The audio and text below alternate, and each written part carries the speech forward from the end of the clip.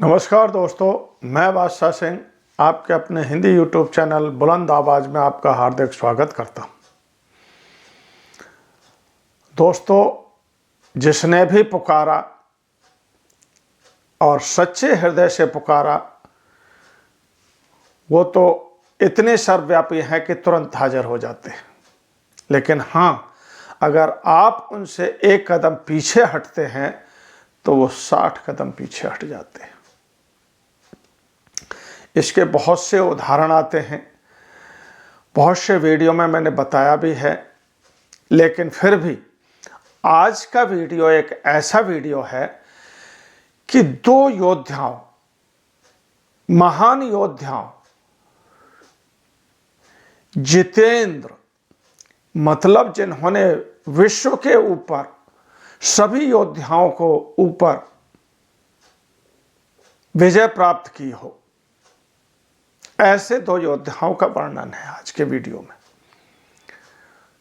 तो ये वीडियो बहुत ही खास होने वाला है कि वास्तव में उनका क्या हुआ और कैसे दोनों का प्रण बचा, कि जो प्रण उन्होंने लिया था युद्ध करते समय, उस परमपिता परमात्मा ने कैसे आकर के दोनों का प्रण पूरा किया।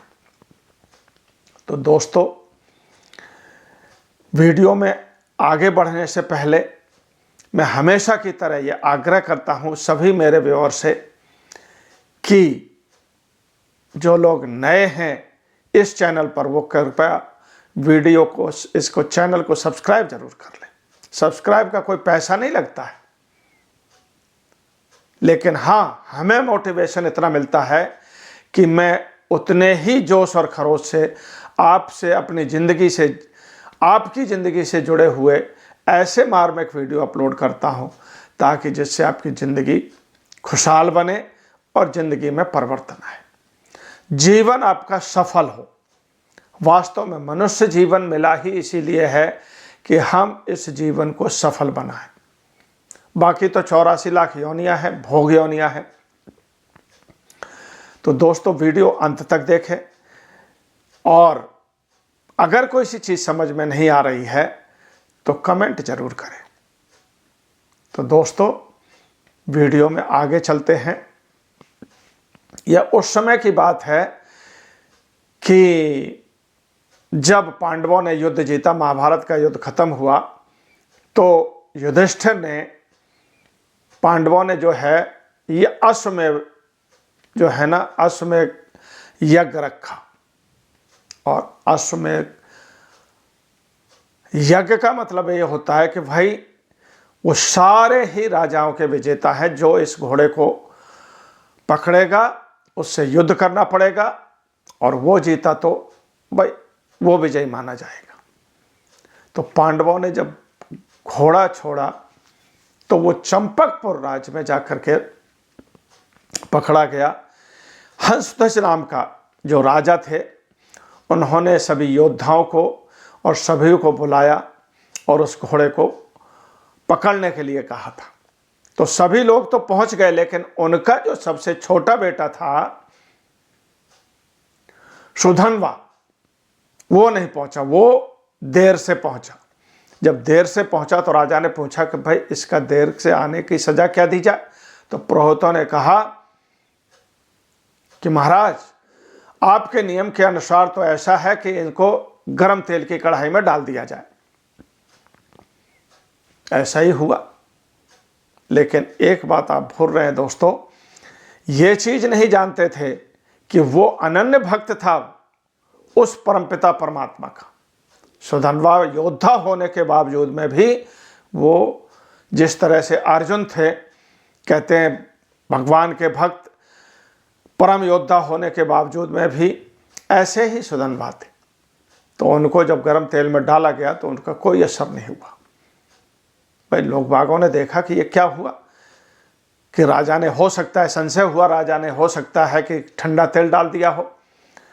तो उसमें कहते हैं खोपरा मतलब गरी का गोला डाला गया, और जब डाला गया तो उसके फट करके 2 पीस हो गए।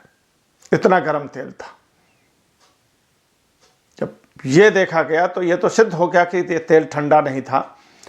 तो सुधन्वा को दूसरी सजा ये दी गई कि तुम वो अश्वमेध जो घोड़ा है, यज्ञ का घोड़ा है, उसको तुम्हें पकड़ना है। जब उसको पकड़ने के लिए पहुंचा तो पकड़ने में भाई अर्जुन से युद्ध करना पड़ा। युद्ध करते करते दोनों योद्धा थकते नहीं है और हार भी कोई नहीं मान रहा, लेकिन अर्जुन पर सुधन्वा जो है ना भारी पड़ रहा है। दोनों के बीच में युद्ध हो रहा है और सुधन्वा जो है ना उनसे भारी पड़ रहा है। और सुधन्वा ने कहा भी अर्जुन क्या बात है। महाभारत युद्ध में अर्जुन भी मन मन में सोच रहे हैं कि महाभारत युद्ध में मैंने बड़े बड़े योद्धाओं को परास्त किया है और आज ये सुधन्वा नहीं परास्त हो रहा है। तो सुधन्वा ये कहते हैं कि अर्जुन आज तेरे सारथी भगवान कृष्ण नहीं है, इसीलिए तेरा वार कोई नहीं कहते हैं चल पा रहा है मेरे ऊपर। इतना कहना था कि अर्जुन ने अंतर्ध्यान होकर के भगवान कृष्ण का जो है ना आह्वान किया तो भगवान कृष्ण प्रकट हुए। जब प्रकट हुए तो बोलते अब युद्ध करो। सुधन्वा बोलता है कि अब युद्ध करो। तो अर्जुन ने यह प्रण रख लिया कि सुधन्वा मैं तुम्हें 3 बाणों के अंदर ही तुम्हारी गर्दन धड़ से अलग कर दूंगा, और अगर मैं ऐसा नहीं कर पाया तो मैं 84 लाख मतलब नरक में भोगने के लिए तैयार हूं, मैं नरक का वासी बनूं। इतना प्रण सुन करके अब कृष्ण भगवान भी देख रहे हैं। कृष्ण भगवान के दोनों अनन्य भक्त हैं, लेकिन क्या करें।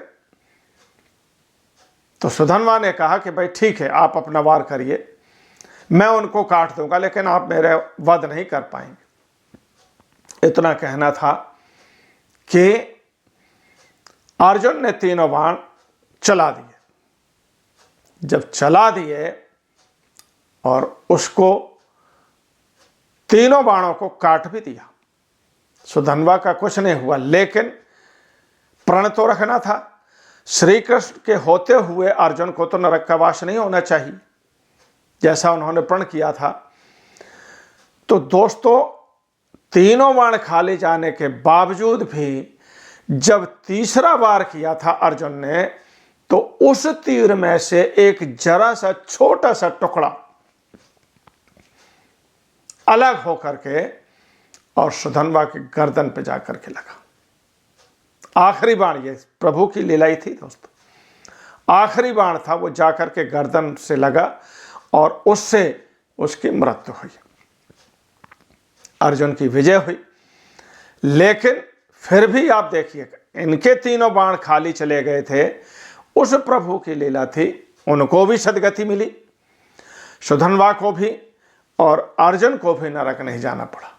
ये था कृष्ण भगवान का न्याय कि दोनों योद्धाओं के बीच में दोनों कोई हारने के लिए तैयार नहीं था, दोनों को हार नहीं माननी थी, लेकिन फिर भी जब प्रण कर लिया, उस प्रण की लाज रखने के लिए प्रभु ने उसको अपनी शरण में लिया।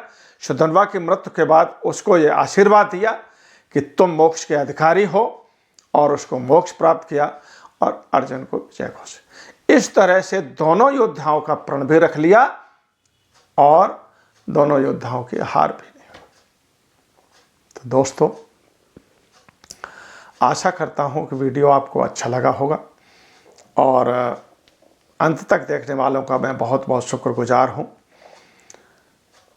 जिन किसी ने भी, मेरे व्यूअर ने अगर किसी ने चैनल सब्सक्राइब नहीं किया है तो सब्सक्राइब जरूर कर लें, ताकि जब भी मैं ऐसे मार्मिक वीडियो अपलोड करूं तो सबसे पहले नोटिफिकेशन आपके पास में पहुंचे। और अगर वीडियो अच्छा लगा हो तो अपने दोस्तों के साथ शेयर करना ना भूलें। मैं तो इतना ही कहूँगा। जय हिंद, जय भारत।